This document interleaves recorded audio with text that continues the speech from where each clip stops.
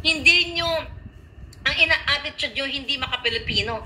Galing na rin mismo sa bunganga ng kordoroy na mukha ni Liza Tanas na siya ay very New York. Yes, very New York. Yung mga pusali sa New York, yung mga bam, yan ang kawangis niya. Tapos ang sinasabi pa ni Liza Tanas na yung kanyang anak very royal. Yes, very royal. Ano? Royal True Orange kasi punggok, di ba yung bote ng Royal True Orange. Yan. Kahit anong gawin muli sa pagpakakonyo-konyo, kahit anong gawin mo magpagka-royal, never kang maging royal dahil ang nananalatay sa dugo mo ay kidnapper, smuggler, kawatan, mandorobo, mga ngamkam, adictos benedictos, at what?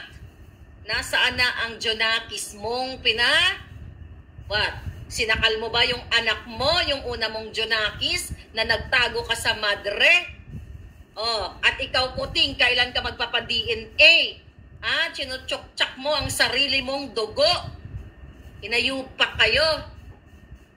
Kamukhang kamukha mo yung anak mo sa pinsan mo. Oh, at ikaw Lisa, pag tinatanong ka, nasaan ang Jonakis mo? Sinakal mo ba? Kaya hindi ka mananalo kahit ano pang black propaganda ang ipahatasik mo sa mga Duterte, kay Kiboloy, magbabayad kayo.